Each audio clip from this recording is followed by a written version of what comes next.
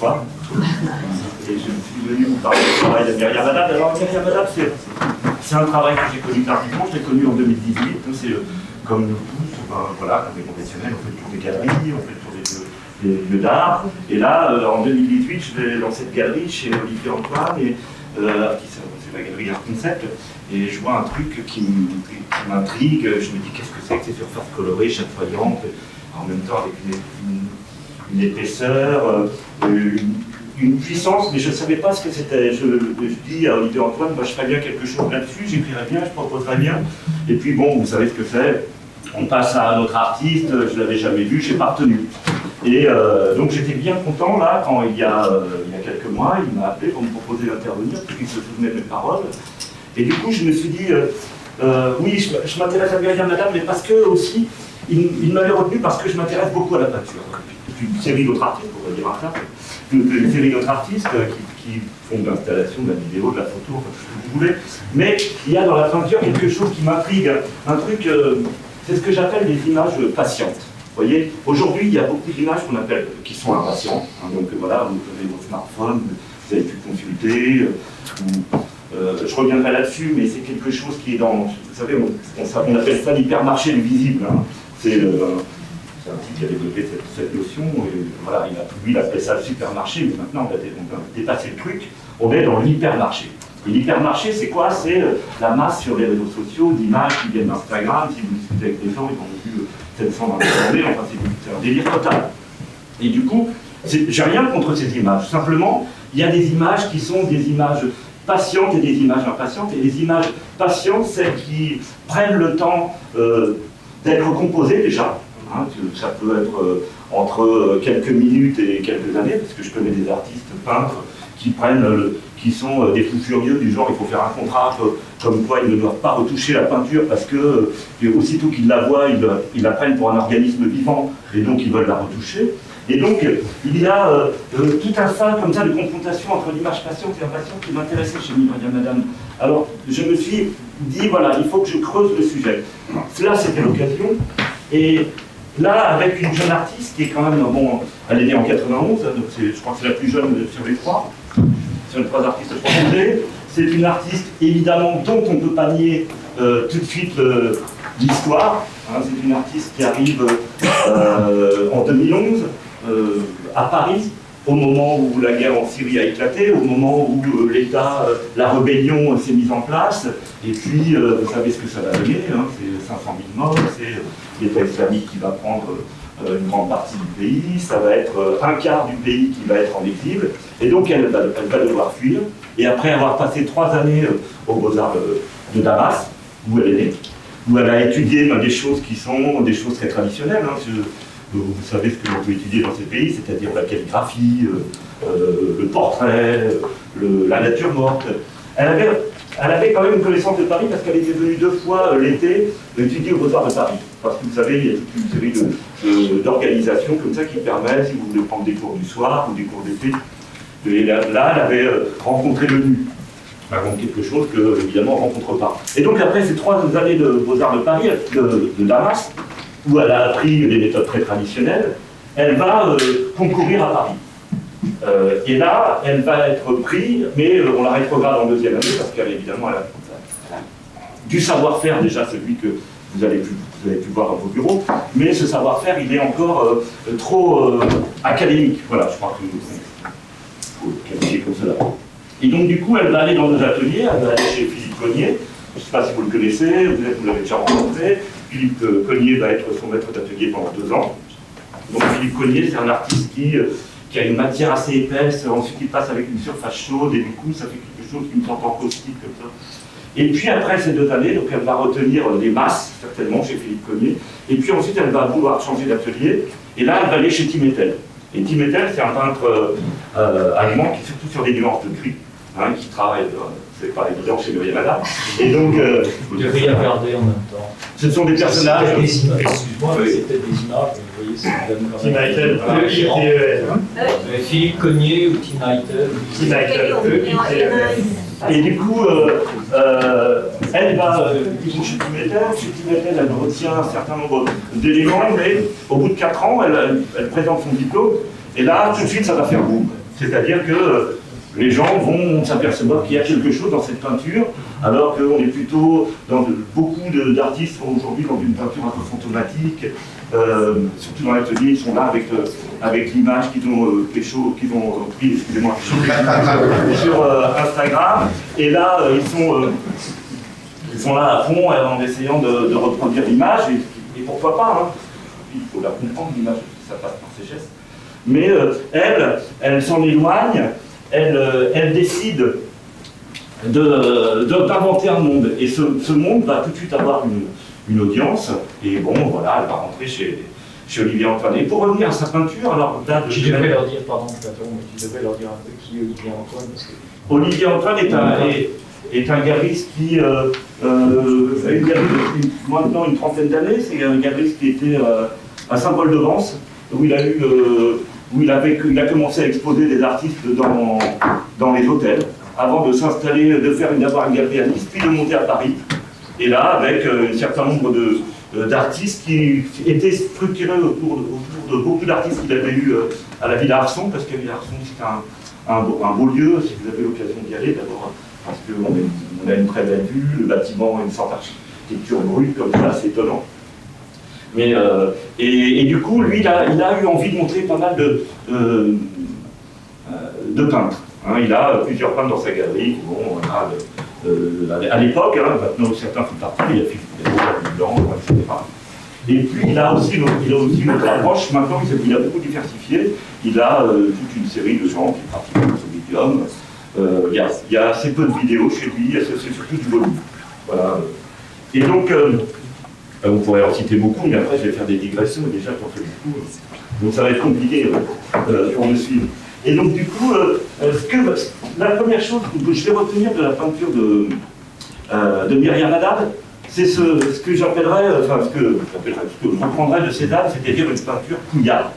C'est-à-dire que si vous regardez l'histoire de la peinture, vous avez des gars, là, ils sont là, ils se filment en train de balancer de la peinture sur la toile, et le bras, et les Wilhelm de Kooning, et c'est moi le plus fort, et c'est moi qui fais le plus couillu, etc.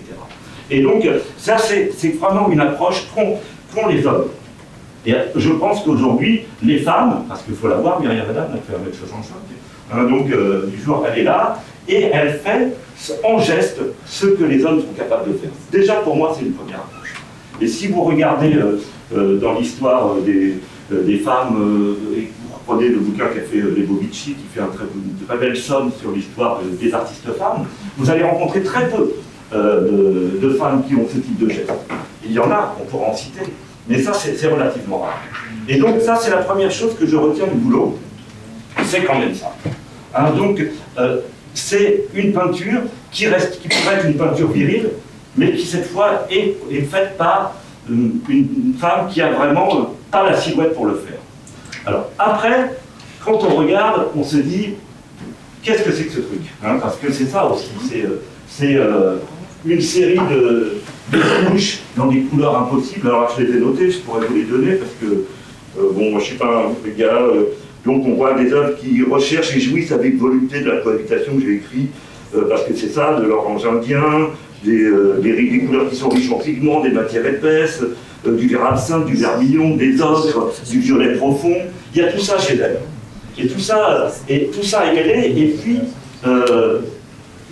la peinture est difficile. Et déjà aussi, c'est une chose qui m'échappe, qui m'intéresse plutôt, c'est qu'elle échappe à l'image. Elle échappe à ce phénomène de reproduction. Si vous la regardez sur un catalogue, elle est très lisse. Elle échappe à l'objectif. Et déjà, une peinture qui échappe à l'objectif, ça peut être intéressant. Je ne dis pas que c'est forcément intéressant. Je dis que c'est quelque chose. Si on parle toujours d'image impatiente et d'image patiente, on sait qu'on va être obligé de s'arrêter.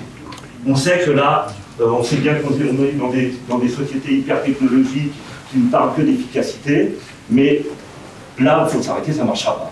Là, je lisais une étude là, sur le temps du regard, et ce Pascal qui avait fait l'étude avec un collègue que je vous dis le nom, disait que les gens s'arrêtaient entre 5 et 10 secondes devant une œuvre. Hein, c'est une étude très précise, ils ont pris le temps de chronométrer tous les visiteurs du lieu. Et il y a quelque chose qui est impossible chez Myriam Haddad. Si vous arrêtez 5 ou 10 secondes devant l'œuvre, c'est pas la peine, autant faire autre chose, autant jouer à la pétanque. Je veux dire que ça ne vous apportera rien sur l'art. C'est ça la puissance de Myriam aussi. C'est qu'elle arrête le regard. C'est-à-dire dans des moments où on est dans une espèce d'hyper-technologie, elle vous dit, ben, prenez le temps de regarder les choses. Et ça, de mon point de vue, c'est important. Et alors maintenant, on peut parler des motifs.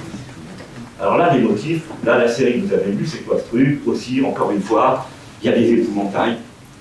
Dans d'autres, il y avait des crocodiles. Il y avait le Styx. Des explosions. Il y a des explosions, il y a des arbres brisés, il y a souvent plusieurs soleils. Vous avez vu, ou plusieurs lunes, selon, parce qu'il y a des étoiles diurnes et des étoiles nocturnes. Et là, il y a ça pour elle, ce sont les âmes. Parce qu'il y a toute une symbolique. Évidemment, quand on vient d'Orient, on n'interprète pas les choses comme nous on les interprète. Par exemple, les crocodiles en Égypte, ils sont à la fois le passeur pour les âmes et les dévoreurs. Vous voyez? Et donc, il y a les dévoreurs des âmes, je vais dire, hein, excusez-moi. Et donc, ce que je veux dire, c'est que forcément, les interprétations peuvent être multiples, parce qu'on baigne dans l'Orient, on baigne maintenant dans l'Occident, parce qu'elle est là depuis 8 ans, qu'elle avait quand même une culture qui lui permettait de s'intéresser à autre chose que ce qui se passait à Damas. Et puis le pays était quand même plus ouvert qu'il ne l'est maintenant. Et elle avait fait plusieurs séjours à Paris. Et donc, c'est tout ça, c'est tout ce mélange. C'est tout ce mélange qui l'a conduit, là, ces derniers temps, à avoir des toiles qui s'appellent, alors, j'ai noté les noms, hein, parce que c'est quand même assez impressionnant. Et là, on est dans ça s'appelle Fête de la mort, ça s'appelle On y va, ça s'appelle Agonia, ça s'appelle La vengeance, ça s'appelle Juché pour la vie ou juste pour une nuit, ou Quand la terre ne nous soutient plus. Et vous voyez, ça, là, directement, on nous dit ce qui se passe. Donc après, sur la toile, c'est plus complexe. Hein, il se passe évidemment des choses qui peuvent être très obscures. Là, en ce moment, il y a beaucoup d'épouvantails, par exemple. Donc, ce sont des sortes de marionnettes, ils sont juchés sur les arbres, ils ont l'air d'être en fragments. Il y a une balustrade en bas qui est brisée. Il y a des perspectives de paysages dans lesquelles s'insèrent toute une série de personnages qui ont l'air qui ne disent pas leur souffrance, hein, parce que c'est pas si clair. Et puis déjà, elle le met dans les titres, mais aussitôt que vous lui parlez de la situation de la série, c'est plus compliqué. Elle a, évidemment, ça pitche mieux, d'une certaine manière, mais elle s'en méfie. C'est toujours compliqué de faire son beurre sur le malheur des autres. Donc, d'une certaine manière, il y a des réticences dans l'expression. Alors, ça reste dans les titres, mais ça reste aussi dans l'image. Et là, il y a en ce moment des épouvantails. Alors, ces épouvantails, vous avez pu voir, ils ont des chapeaux pointus, des chapeaux doubles. Et si vous regardez là dans l'histoire de l'iconographie, vous vous apercevez que cette iconographie du chapeau, c'est celui de la sorcière. C'est celui de la sorcière qui fait que, entre le 15e et le 18e siècle, eh bien, il y a eu plus de 100 000 personnes qui ont été sorciers ou sorcières, 80% de femmes d'ailleurs, qui ont été brûlées, dont 20 000 en Allemagne, par exemple. C'était un sport national, même s'il n'y avait pas de nation à l'époque. Et donc, tout ça pour vous dire que il y a une revendication aussi sorcière chez eux. Et une sorcière, qu'est-ce que c'est? C'est parce qu'il y a eu aussi toute une histoire du mouvement sorcière, qui est un mouvement féministe, hein, qui revendiquait le fait d'être autre. Et il y a aujourd'hui des witch-mock, hein, donc vous connaissez ça aussi, qui sont des femmes qui revendiquent, des femmes, des trans, qui revendiquent aussi une forme de liberté, qui revendiquent un antiracisme, qui revendiquent un monde plus ouvert. Et moi je crois que c'est ça que nous dit Myriam Haddad, c'est que elle est une sorcière, qu'elle a un grand chaudron, que dans ce chaudron elle met des signes, elle met des couleurs, elle mélange le tout, et de tout ça, eh bien, naît une œuvre qui est entre Orient et Occident, entre passé et présent, entre violence du monde et beauté du monde, parce que les couleurs aussi, elles parlent de ces éclatements, de chatoiements qui font qu'il y a un apport extrêmement séduisant à la chose, et c'est ça qui m'a plu dans le travail de Myriam Haddad.